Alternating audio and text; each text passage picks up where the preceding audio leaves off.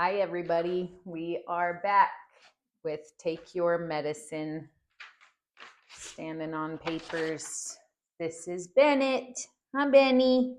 And this is Billy. And it is, what's today? Wednesday. I think I've done this show a few days in a row now. Good job. High five. High five. Hey, high five. Okay, this hand. And I won't be doing it tomorrow because my best friend Iggy, who I've spoken about on this show quite a bit, is coming to town just for a layover. She's on her way to her son's graduation from Army boot camp or basic training. And she's picking up her grandbabies on the way. And I am so grateful she has a 3-hour layover tomorrow morning in Phoenix. Yay! I haven't seen her in way too long, so super grateful to be seeing her soon. Today is episode 35. Oh my God. Benny, can you believe it? Billy, what? 35 episodes. Can you even? Let's cross it off. Super grateful to be making some progress. I was feeling really behind, and I think as far as the year goes, I probably still am behind. I don't know. My brain doesn't compute calendars very well, but I'm grateful to be here sharing my little heart with you for whoever wants to hear what I have to say. Bennett, can you get off my papers, please? Thank you, sir. Appreciate you. Let's see. It has been a while since I gave you an update about my picking issue. As some of you know, I have struggled since before I can remember with picking my skin. It has been a major problem, a problem that I have seen therapists for. I've tried all kinds of things to stop the picking. I've tried wearing gloves. I've tried flicking my wrists with rubber bands. I've tried the rubber like tips on my fingers. I've tried finger fidgets. I've definitely tried shaming myself. And so I just wanted to give you a little update and let you know that I, for the first time in a very long time, do not have any open sores on my body. And I'm so grateful for that. I think that it really helped me actually to just say it out loud to the world. It's been a very private issue.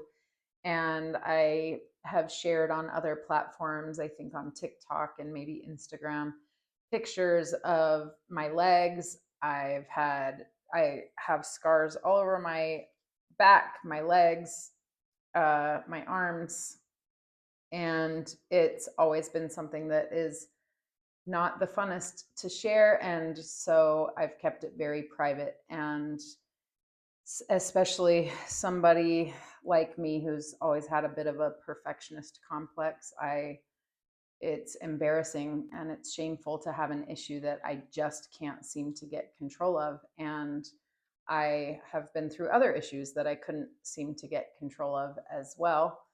One of those was a battle with binge eating disorder. And that really peaked in the year after I left my first marriage. I gained over 50 pounds in less than 6 months. It was horrible. And I was basically eating to punish myself and to feel relief from the emotional pain and the shame and the guilt and so many different things I was experiencing at that time. And it took me years to fully get control of that. And food, I have learned, is truly something that is very difficult to have a healthy relationship with. Other things that we get addicted to are so much easier to cut out of our lives. We can cut out alcohol, we can cut out marijuana, we can cut out heroin, and those things are difficult too. But it's completely necessary to eat food. And so we have to have food in our life. And so it is an opportunity to really challenge ourselves to find balance there.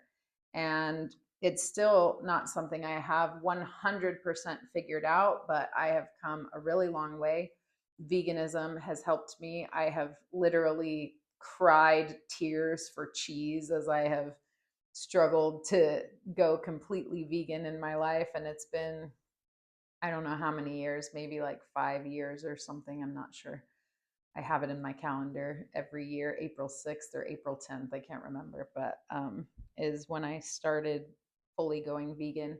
But I would dream about food and eating chicken wings. I loved steak and potatoes. That was like one of my favorite foods, and burgers.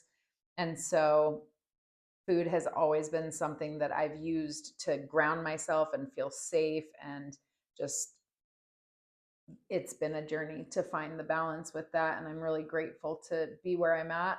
And in these last two medicine journeys in Sedona, I was really connecting with the foods the next morning after I experienced the energy of the tomatoes, the energy of the oranges, the energy of the water, like every food that was a plant in our little lodge we were staying in had so much energy, and I could feel its consciousness, and that just changed the way I look at food. And now I have a lot more reverence about when I'm eating, and gratitude. And the next morning I was slicing a cucumber. AJ and I ate cucumbers, grapes, oranges, probably broccoli for breakfast. All we wanted was like fresh fruits and vegetables, and it was delicious. And as we were slicing up those vegetables, we were just saying, thank you so much. Thank you. Thank you. And, it helps to get control and balance in our diets when we have a lot of appreciation for where our foods come from, and intention with making sure we're eating a lot of foods that are close to the earth, that are full of light, full of life energy. It's important to eat a lot of fresh plants, and they love to be useful. They also love it when we are grateful to them when they are useful to us. So, anyway, that addiction to food has been something that's been hard fought to overcome, and I'm really grateful for that, the progress there. But a friend of mine called me yesterday, and I hadn't spoken to him for quite a while. He lives in our town. And a while back, he was trying to lose some weight and get healthier, and so we were talking quite a bit, and he lost like 30 pounds pretty quickly, and he was really excited about it, and that was fun. And then we kind of lost contact for a while and just see each other here and there at social events and whatnot. But he called me yesterday, and he told me that he's been going through a pretty difficult time, and also that he has felt really guided in quitting drinking. And he just kind of wanted, I guess, I don't know if advice is the right word, but maybe reassurance that he was doing the right thing, and that maybe he's just going crazy and this isn't guidance. And I don't know, he was just feeling a little bit lost. And so we were talking about addiction and the power of addiction. Bless you. And it got me thinking about the things that I've been addicted to. And he was saying, I just feel so free. I feel so alive, and it almost feels uncomfortable. He's like, I feel like I'm going crazy a little bit. And I thought that was so funny and very true, that we don't realize how much an addiction is taking up our energy. Thoughts are energy, and our energy gets drained when we're constantly putting our energy into thinking, when do I get my next drink? When am I going to be off of work so that I can crack open that beer?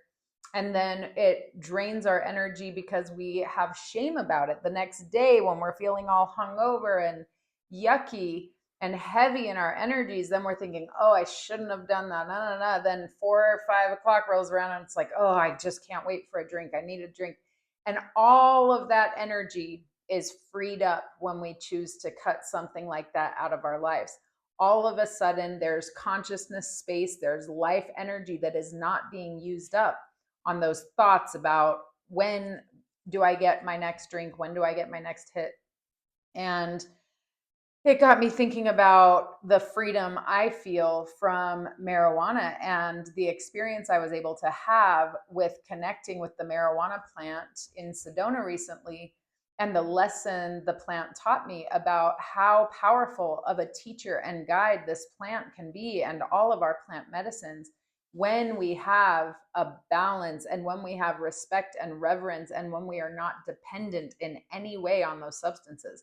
For years, I was dependent on marijuana for sleeping and for anxiety. And I didn't realize that the fixation, just slobbered, wow, the fixation on marijuana and the waiting until I got to get in bed and take that hit was controlling a lot of my energy, draining a lot of my energy.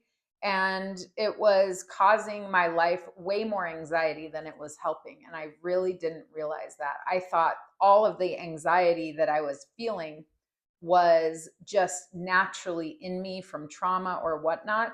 But when I cut marijuana completely out of my life, except for to use in ceremony, very seldomly, a few times a year, when I cut it completely out, I felt so much less anxiety running through my physical body.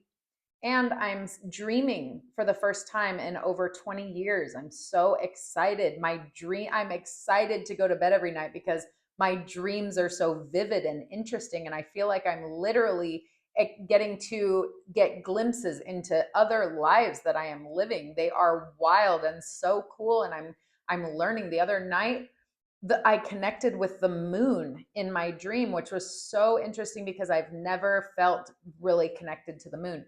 My soul sister Iggy is very connected to the moon, and I've always felt very connected to the sun.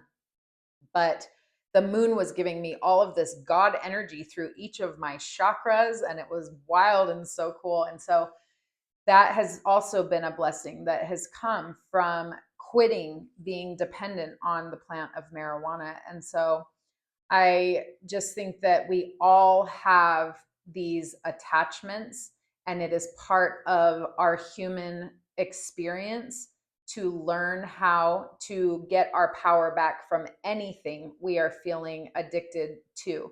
And that addiction might not be something physical, it might be a need for toxic attention, it might be, a need for all kinds of things, a need to have somebody feeling sorry for us for a disease or for the problems in our lives. It might be addiction to negativity.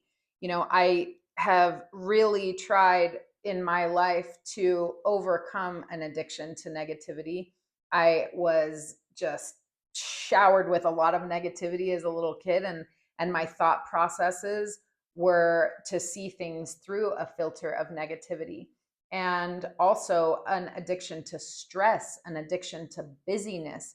There are a lot of us who have a hard time sitting in stillness, sitting in our car in silence, because we need noise to distract us from what's really going on inside of us. And so all of these things are things that I'm still working on, and we're never going to be perfect at it, and we have to just love ourselves where we're at. You think about, and I was talking about this with my family at our last Sunday lesson this past Sunday. You think about when a baby looks in a mirror, and I asked my children, what do you think a baby feels when they look in the mirror? And my 11-year-old says, happy, curious, what is that thing? Who is that thing? They're smiling. There are no judgments, that is for sure. The baby doesn't see anything but either neutral or positive, or, there are no judgments or shame attached to what that baby sees in the mirror. Fast forward 15 years, and that same exact human is looking in the mirror. What does that human see? Well, when I was 15, I saw nothing but ugliness. I hated my face. I hated my body. And every time I looked in the mirror when I was 15 years old, I literally hated everything that I saw. I would wear so much makeup to try and cover up my freckles. I would, shade my face with bronzer, trying to make my nose look smaller. I hated my thighs. I always thought I had huge thighs. And my body image was just absolutely horrifying. Well, if at 6 months old or 11 months old, I was looking in the mirror and thinking none of those thoughts, what happened in those 15 years? And what happened is all external forces. None of that came from inside of me. None of that self loathing, none of that hatred, none of that shame, none of that literal disgust with what I was seeing in the mirror came from inside of me because it wasn't there when I was a baby. So, how did it get there? And so, we have to go to work to chip away at all of the programming, all of the external societal pressures that we feel to be something different than what we are, and truly learn to love ourselves, to forgive ourselves. I gave each of our children a mirror that I just got at the dollar store. And I printed out a picture of each of them when they were really, really small. And I put that picture in the mirror, in the corner of the mirror, so that they could look at themselves as a little child and remember how beautiful and pure and wonderful and joyful they are inside, and then look into that mirror as they are now and say, I love you. I forgive you. I give you permission to heal. I thank you. I honor our journey together. And I think it's so important that we all, every time we look in a mirror, we set an intention to say kind things to ourselves, to literally smile, because smiling sets off all kinds of chemical reactions that help better our lives and set us on a higher vibration and naturally start to feel better about ourselves. And as we learn to love ourselves more and appreciate ourselves and honor our journey and say, you are brave for even being here. This is a very heavy, very complicated, very difficult experience, and say, thank you for going on this journey for me. Then the more we love ourselves and reprogram our brains to think of ourselves in a positive light, we will want to treat ourselves kindly. We will want to naturally start to get our power back from any addictions we might have. We will not want to feed the dysfunction that is in us, that has been placed in us by external forces. Instead, we will want to start to clear out and just love those places in us that are maybe struggling. What we feed grows and what we starve dies. And so in our lives, we have to seek out with intention, where is there dysfunction placed in me? And how can I take my power back from that? How can I love that part of me and give it the healthy attention that it needs, instead of trying to cover it up or numb it or feed that dysfunction and have it grow and cause more chaos in our lives? So anyway, those are my thoughts for today. I love you all very much. Thanks for being here. Hope you have a wonderful morning, day, evening, wherever you're at in the world. I will see you next time. Thank you so much, and namaste.